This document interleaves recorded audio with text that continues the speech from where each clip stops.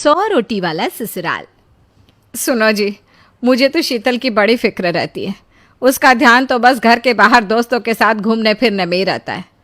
उसे कुछ बोलो तो एक नहीं सुनती। मैं तो कहती हूँ इसकी जल्दी शादी वादी करवा दो, वरना लड़की हाथ से निकल जाएगी। तुमसे ज़्यादा चिंता है मुझे शीतल की शादी की। कल ही वो रामपुर वाले मौसा जी को फ़ोन भी किया था। बता रहे थे एक लड़का है नज़र में, उनका अपना घर है और लड़का भी अच्छा है। अरे तो फिर बस बात चलाओ ना, एक बार देखे तो सही लड़का और घर बार कैसा है। कौन से लड़की की बात चल रही है यहाँ? तुम्हारी शादी की बात चल रही है बेटी। अब तुम्हारी शादी की उम्र हो रही है तो लड़का तो देखना पड़ेगा ना। उफ़ो, मुझे अभी नहीं करनी शादी वादी। ये तो मेरे खेलने कूदने के दिन है। बहुत खेल कूद ली तुम। अब घर के काम धाम सीखने की कोशिश करो, समझी? ससुराल जाकर हमारी नाक मत कटवा देना। सब्जी काटनी तो आती नहीं इसको, तो नाक ही कटवाएगी। अरे मैं इसे शादी तक अच्छे से सब सिखा दूंगी। आप तो बस उस लड़के से इसकी शादी के बाद चलवाओ। कुछ दिनों बाद कुणाल और उसकी माँ शीतल को देखने घर आते हैं।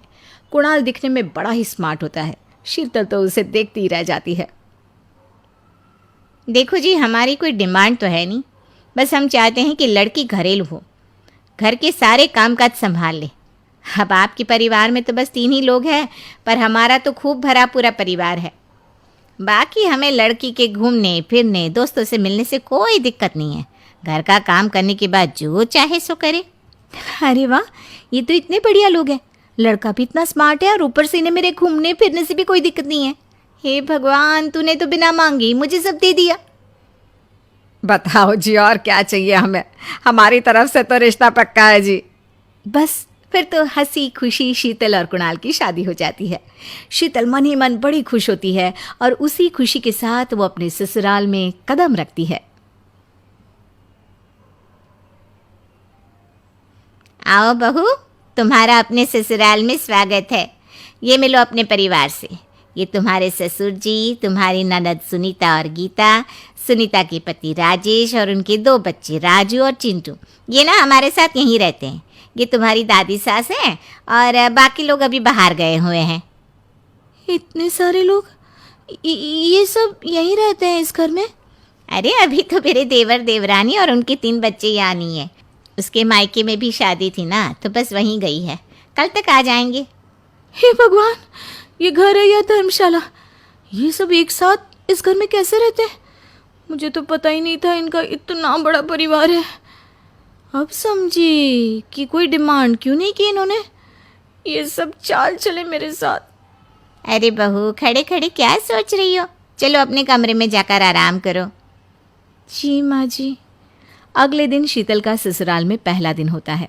शीतल रसोई में जाकर सबके लिए खीर बनाने लगती है। तभी उसके ननद सुनीता आती है। अरे वाह भाभी, आज क्या बना रही हो?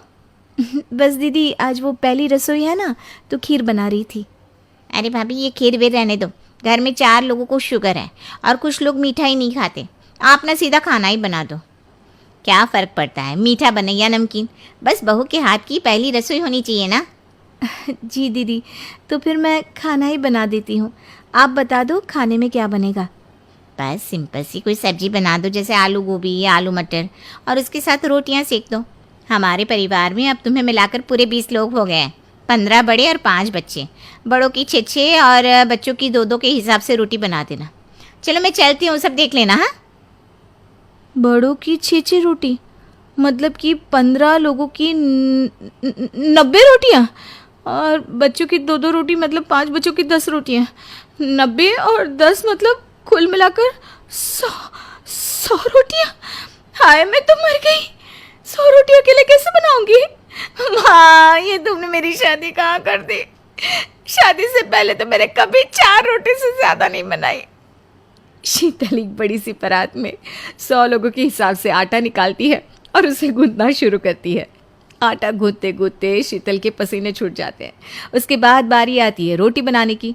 शीतल एक एक करके रोटी बनाना शुरू करती है और 10 रोटी बनाते ही अपनी कमर पकड़ लेती है। हाय, मैं मर गई। मेरी कमर टूट गई खड़े खड़े, और ऊपर से इतनी गर्मी। मैं 100 रोटियाँ कैसे बनाऊंगी? अरे भाभी, सब बाहर रोटियों का इंतजार कर रहे हैं, ज़रा जल्दी जल्दी रोटी सेक दो।